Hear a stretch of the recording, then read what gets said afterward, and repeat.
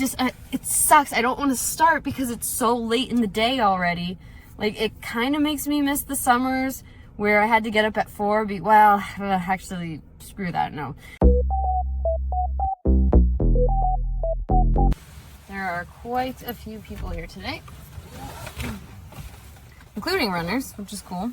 So this is my first day of speed work that's like all out speed works. It's called 8 to 10 RPEs, and I need to do 3 sets of 2 miles and then a 1 mile warm up. So 7 miles, and it's basically supposed to be all out, and I'm so tired, and bruh, I literally want to have a caffeine bar, but I know that's stupid because it's already like 3:30, almost 4. But I'm like really nervous because I've never done speed work for more than a mile ever in my whole life, so we'll see how this goes. It's 52 degrees and I can't decide if I should keep my t-shirt on or not because I know I'll get warm, but it's gonna suck in the beginning. Oh my gosh, what if I did gloves with a sports bra? Why not? There's a guy on the field in front of me kicking the soccer ball. He's like kicking it really far and then he just walks over to it. He's in his little cleats and Adidas track and everything. It's like a cute older guy. Older, like old man.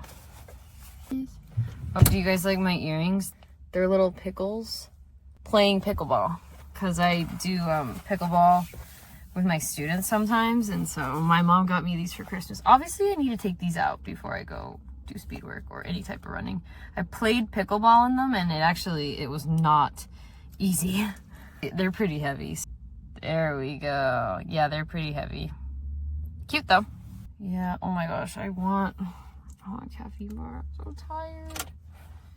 Maybe if I drink water.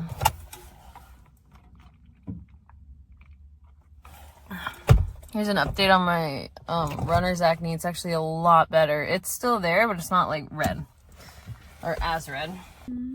Okay, y'all, so we decided to go with the sports bra, and I am gonna wear the gloves. I mean, I get cold easily, so, but also I get hot easily. Like, I have horrendous circulation in my hands and feet and nose and all of those areas, but I get overheated so easy and so quickly. So, wish me luck. We'll see how it goes. That was my first 8 to 10 RPE, 2 miles, 3 sets of it, 1 mile warm up. Last minute change of plans, actually. I decided because my speed work is going to be a there and back that I'm going to wear my... I just hit that little scenty thing in my car so hard. I'm going to wear my sweatshirt out there, and then as soon as I get warm, which we all know will be 10 minutes later, then I'll just drop it and then grab it on the way back. I think that's such a better idea.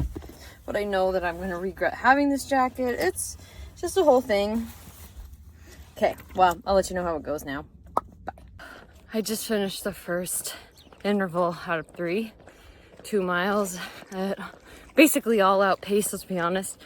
And it was really hard. Like, dude, I don't know if I'm going to be able to do 3 of these, but I'm going to try my best. I decided to go with the Superblast, the newest Superblast I bought. They're like the newest version. They're good for bouncing and for a big stride, but the meta speeds, they're more uncomfortable, but they work better for speed. And also the back of my, like not my calf, like under it near my ankle, but the back, it really hurts. And I feel like it's because of these shoes, but I don't know, maybe it's just because I'm not a good runner. I don't know. I had like less than 1/10 of a mile left in that interval, and I was like, oh my god, I want to give up.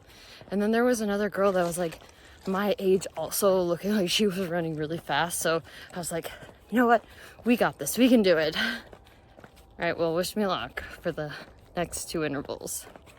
I have one more. I had to run back to my car to get water because I drank my Gatorade and I needed more. Just 1 more mile because I already did half the interval. I figured taking breaks in between miles is better than doing less miles, but damn, that was hard. Easier on the way back. I think it was more downhill, but I still have 1 more mile I have to do. Just putting my gloves on. I know sitting down is bad right now, but I don't really care. Queuing up some good anime songs. I don't really watch a lot of anime, but man, are those theme songs good for speed work. Okay, that was so hard. So I sprinted at the way in, but I did all of the miles that it required at the 8 to 10 RPE. I just took a little bit more breaks. Not in between every single mile, but in between a couple of them, which I think is fine because at least I'll finish out the miles. And that I did them at the best pace. Before, I would kind of just like, when I couldn't do as much of the interval as it said, I just wouldn't do the whole thing. So I'm glad I at least did all the miles, and for my first time doing like all out as hard as I can in intervals, I think I did really good. So I like barely even sweated because it's so cold out. The second interval was a lot easier. I have no idea why. I think what my students call it is they call it getting locked in. I think that I was locked in more at the second one. Also, I definitely feel like the way out was a little bit uphill. It sucked, but you didn't notice it as much, but you definitely noticed the downhill on the way back. So that was a plus. But I loved the whole CV pace thing and tempo runs. I'm getting better at not doing all or nothing. I think if I have another 8 to 10 RPE that the interval is a mile or more, I'm gonna do it on terrain that's like similar to what the course is for Mount Charleston. And I do have one area where I know is very similar, that it's like more downhill. It's just a lot more like the course. So I think that would be more beneficial and easier on my mind. So overall, I'm like really proud of myself, honestly. I did pretty well, so I'm out. Hey guys, I just got out of the gym doing easy miles. I only had time to do 4. I was supposed to do 5, so. But the reason why I didn't have time is because I realized yesterday I lost my key to my car.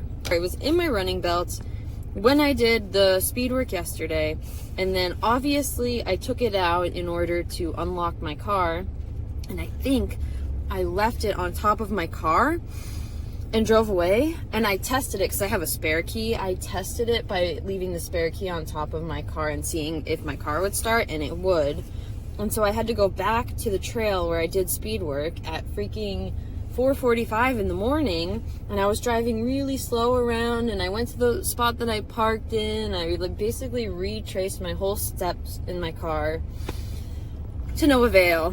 I don't know if that's actually what the phrase is, to no avail. I don't know.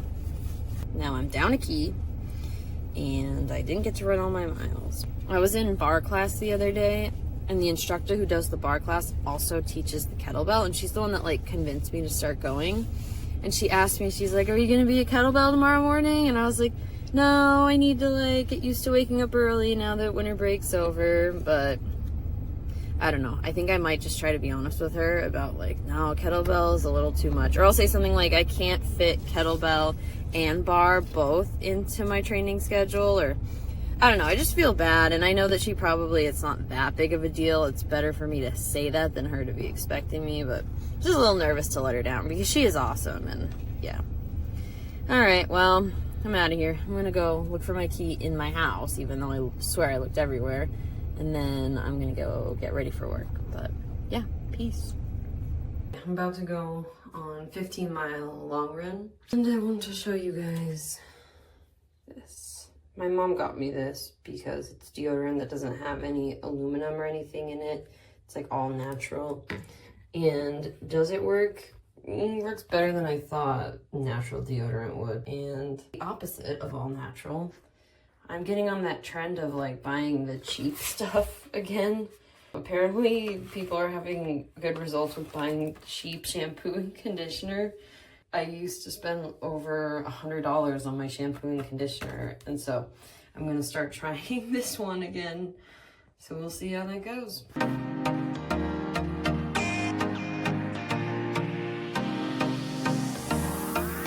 Okay, you guys, let's get ready for the long run. It's that time.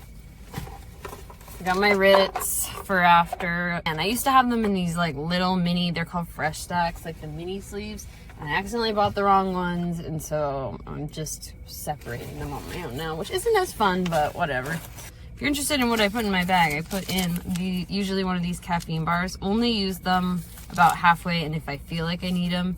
And then goos. Can't go wrong with goos. I mean, Canadian. And then those little blocks. I keep it all in like a big container just that I bring with me in my long run bag. And so we've got liquid IV. We've got a Luna bar for mid-run if I need energy. This I got for free at a race. I've never tried it. It's chia seeds in it. I'm very skeptical, but I'm gonna try and get myself to try it. It was free at a race, so why the heck not? And then my fave, the salted watermelon or the salted margarita are so good. And if you're a sweater like your gal, then they're really good for replenishing electrolytes that you might lose. Okay, so here's the deal. First off, I wanted to say that I'm very proud of myself because last time I got so depressed and I made like a mental note to not start my long run late. So I woke up earlier, and right now it's almost 11. And so I'm like, okay, I think I started at 1 last time. It is a lot better that I'm starting at 11 now this time. Come to find out, I'm running more miles. I didn't realize, but this long run is more miles than last week, meaning, am I really starting that much earlier? And that made me kind of depressed. And I asked Luis, I had this whole route planned out. I was like, hey, so do you want to meet me at my 8-mile mark and then we'll do 7 miles together?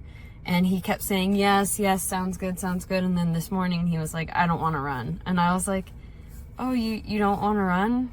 Are you sure? And he was like, no, I do not want to. And so then I got like this fear, and I was like, oh my gosh, 15 miles alone. The 13 miles alone last time was really, really hard. Can I do this? So basically he said he would do 7 miles at the gym because he wanted me to hold him accountable to running, because the last half marathon he just didn't train at all. He thought, I did a marathon a month ago, it'll all be maintained. And he actually like almost got injured. He was in so much pain he wanted to stop. So he told me, do not let me not train again this time. And so I've been trying to push him without being annoying. Anyways, long story short, I kind of got sad when he said he didn't want to run today, and he seemed pretty persistent. And I said like, well, would you want to run at the gym? And he was willing to do that. And I can't even put this on him. Like, this is what I decided to do. I'm just going to do 8 miles outside and 7 in the gym. That way it's easier for me mentally. I asked ChatGPT, I was like, is this okay to do? Like, is it make me a failure of a runner? And it basically said like, the only downside to it is that you don't get the mental toughness, which I know is what helped me the last time, because running with other people in my last training cycle made it so much easier. And I know that that's what really helped me in the actual marathon day. So I have all of this guilt and shame that I'm doing half outside, half inside. But I just have to remind myself, like, at least you're doing something. Like, you are out there, you are training, and it's okay. Add some incline, it's okay. So this route that I'm doing, that I was like gonna do all 15 miles alone, I've done it so many times that like the thought of it kind of makes me sick. But it's a flat route, and it's basically one of the best routes to do any long runs in the city that I live in. But then there's also this downhill run that is so amazing and beautiful, and I'm not sick of it. The thing is, I didn't want to do all downhill miles because that's what I did in my last training cycle over the summer. And people say, like, if you're doing a downhill race, you should train on downhill terrain. But I think what really helped me out when I did BQ last time, I did this route that I'm dreading, this flat route for all of my long runs. And then when I finally ran downhill for like the first time basically ever doing a long run downhill, which was the marathon, I think that's one of the key pieces that helped me out so much, is that for me, long runs were always on flat terrain, and then having actual race day be downhill was amazing. Now, I know that a lot of people think that that's the dumbest thing ever because you're so prone to an injury, but it's kind of not my main worry. If it's race day that I get injured on, so be it. It's race day that I get injured on. It sucks. I don't want to start because it's so late in the day already. Like, it kind of makes me miss the summers where I had to get up at 4. Well, actually, screw that, no. Running in over 100-degree weather, like if you even slept in a little, your long run involved at some point it hitting over 100. Yeah, no, I shouldn't wish for that. Careful what you wish for, right? But yeah, okay, I'm gonna stop stalling now. I'm gonna get out there. I'm gonna do like half a mile out and then half a mile back and then take off my sweatshirt because I know I'll get hot. And then I'll go from there with doing the rest of the outdoor part, and then I'll meet Luis at the gym and do our last 7 miles or whatever. All right, wish me luck. As I'm setting up my hair, I remembered another running tip. If you have a long run, usually your hair turns into like one big knot after, right? Well, this is what I actually bought, the little mini rubber bands as well, but I didn't bring any. I just didn't think of it. So I have my hair like in the initial ponytail holder, and then you just kind of cut your hair into sections. And usually like during like a marathon, you want to do many, but if you cut them into sections and then just do like another ponytail thing around it. Sorry, you have to do it kind of tight since it's like, especially because my hair is like pretty sleek. So then you have one right there, and it looks kind of funny, but this section of hair right now is all safe from getting tangled. And then I have another elastic. Luckily, you cut it into another section and you just do it like this. So, and you have to do it tight enough to make sure that, no, it's not like the cutest hairstyle ever. It actually looks pretty good if you have like the little elastics and you do a lot of them, but you know, just for desperate times, you can just do it like this, and then your hair really won't get knotted. I mean, I guess it depends on how long your hair is, how many you need, but yeah, you just throw it in the back, and there you have it.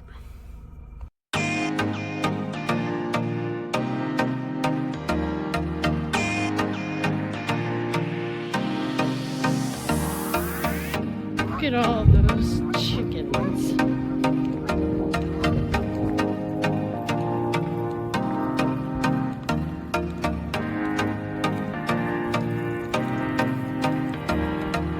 They don't even care that I'm like running by them. Luna bar break reduced. They're on sale for 50 cents, so I was like, oh, well, 51. Not my favorite flavor, but I might as well get them. Also, does anybody know why they're called, like when I was a kid, these were considered women's bars. I don't know if they're still considered that, but does anybody know why? Because I literally have no idea. It's like a chocolate peanut butter bar.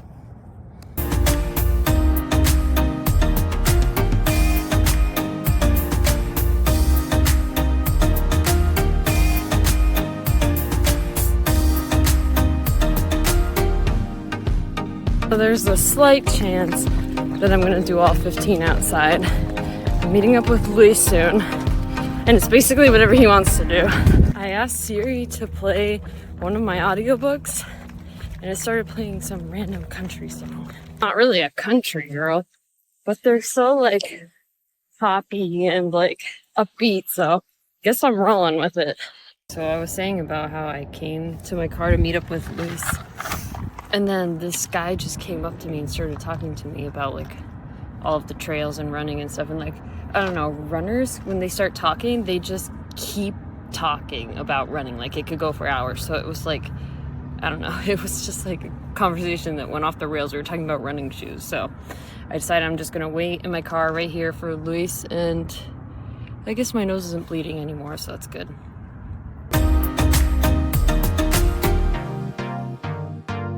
It's never windy until he starts running with me. Now it's windy.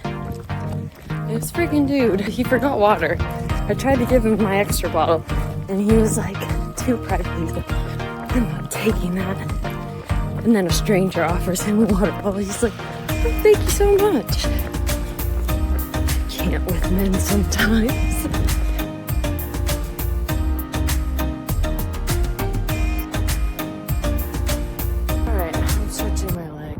Thing. Just finished 15. The last mile I went very fast, but still in like CV pace, so I'm gonna look at my stats. And Luis just barely finished his, so after I'm done stretching, I'll give a little recap. Okay, I got in the car and like my nose is bleeding again. Is that normal for your nose to bleed? Sorry, let me... Is it normal for your nose to bleed right after you directly stop after a long run? Like, that's crazy. It happened twice in this long run. Once when I stopped to wait for Luis at my car, and then just barely right now. So, I don't know, like if I look down, it starts bleeding again. I don't know if it's because it's so dry where I live or what, but anyways. Luis ended up running outside with me, so we ran 7 together, and then once I hit like mile 12, I really started hitting the wall. It was rough. He was running ahead of me, and I texted him, like I said, hey Siri, sorry, I just don't want Siri to come on. Hey Siri, text Luis. And I said in the text, can you come run with me? I'm struggling. And so I see him, he turns around and he comes and he runs with me, and I told him, I'm like, I'm burning out. Do you mind running with me? I'm sorry to slow you down. And he was like, of course I don't mind running with you. And so we ran together for another mile, and I was just like super slow. But before that, where is it? Right before I texted him that I was burning out and hitting the wall, I shoved like 3 of these blocks in my mouth, and I tried this chia seed thing said I was gonna try, and I don't know what happened in between mile 11 when I took it from mile 14, because I don't think that, yeah, it's caffeine free, so I don't know what is in this thing, but once I hit mile 14 out of 15, after Luis had been like supporting me, being like, you got this, like going super slow with me, something just struck in me, like my CV pace. So it's like, I went really fast, but I settled into the pace, and it was a pace that I think I could hold for a long time during a race. But yeah, so just to review this thing, so I got it at a marathon, and when you get free stuff at a marathon, take it, because this is probably like $1.50 just to get one. And I've always been scared to try it because it's like chia seeds and whatever, but it's strawberry flavor. It kind of tasted like a mix between applesauce and like fruit leather. If you've ever had fruit leather, you know, if you're like me, your parents never let you have junk food growing up, you had to get fruit leather as your fruit roll up. It kind of tasted like grinded up fruit leather and applesauce. And if I didn't know what the consistency of like soaked chia seeds is like, I would have thought this is disgusting, but because I've had like chia seeds in my water and I know they get kind of gelatinous, I was fine with the consistency and the texture of this. And the cool part was, it didn't taste like every ingredient in this was made in a lab. It actually tasted kind of natural. Like I was putting real food into my body, if you will, because we eat so much runner's food that's like all chemicals and it helps, but there comes a time where you're like, dude, I just need something natural. Obviously not sponsored. Not sponsored. Me just recommending. I probably wouldn't pay for this if it's really expensive. I'm not sure how much they cost, but it's good. I would take it on your next one if you have access to it for some reason. I'm gonna go look at my little stats. I ended an hour and a half earlier than last time when I felt like I threw my whole Saturday away, and I really have to clean the house. And I told Luis, we're gonna clean the house when we get back. He's like, no, Kara, you're gonna get home, you're going to sit in the tub with your Epsom salt and watch your anime show, and then you are just going to go to bed at the end of the night. And I was like, no, I won't. I really hope that I actually am productive. And I'll just wrap up the video and say bye, and thanks for another great week of training with me. Side note, like, you have to trust me with this one. I wore just a little bit of, sorry, my lips are like bright red from having a bloody nose, and you know, and it like goes in your mouth. Sorry, excuse all that. But you have to trust my integrity that I have not touched my eye makeup at all for this whole 15-mile run outside in the sun the whole time. And I just put a little bit of the waterproof mascara. If this is as bad as it gets, I can't even believe it. So I didn't put any on the bottom this time. Like if I was in public and I was like saying hi to someone and they knew I just came from a run, this is not embarrassing. So cool. Get that mascara. I don't remember. It's Revlon something. It's like Big Bad Lash. I don't know. I have my mascara video where I tested it. You can just like skip through it. Don't have to watch the whole thing, obviously. Just skip through it to figure out what that Revlon mascara is. It's red. All right, I'm going home now. I just barely did Barre, and it was a great stretch. And basically the whole Barre class ended up going to yoga after, but like this yoga is like intense yoga, so I had to say no, and it was really hard, but the instructor did a lot of stretching, so that was good. It was my friend who was subbing. I love her. So I'm gonna go run just 1 mile, shake out my legs from that long run yesterday, and be out of here.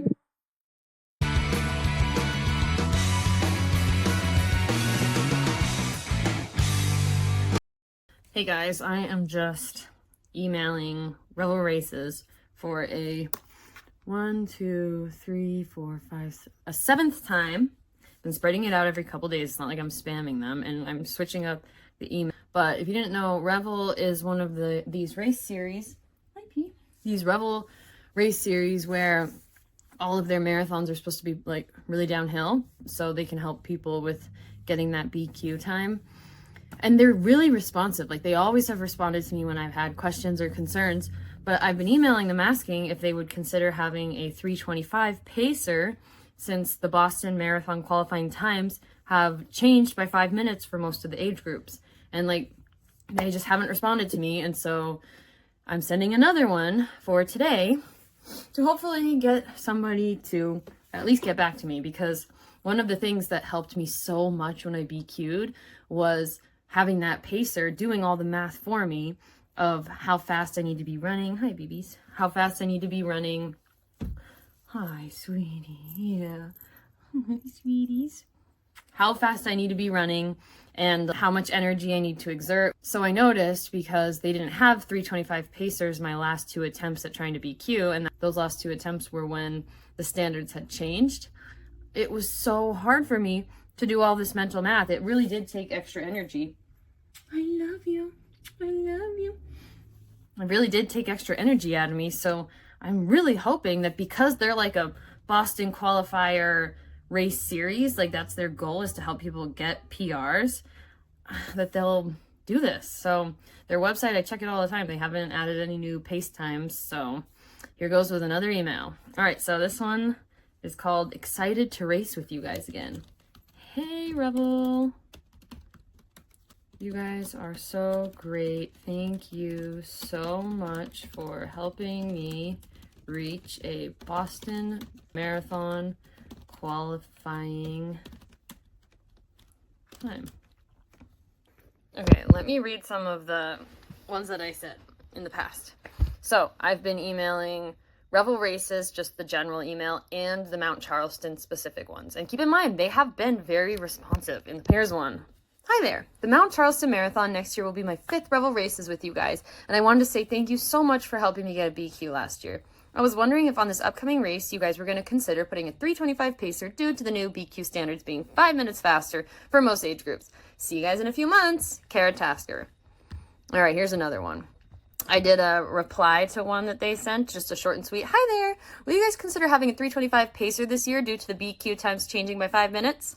And I did this next one titled Mount Charleston Pacers 2025. Hi there. I am excited to run my 3rd Mount Charleston race with you guys in April. I was wondering if you all would consider attempting to find a pacer to run the 3:25 marathon time due to the fact that the BQ standards changed by 5 minutes for most age groups, and my new BQ standard is 3:25.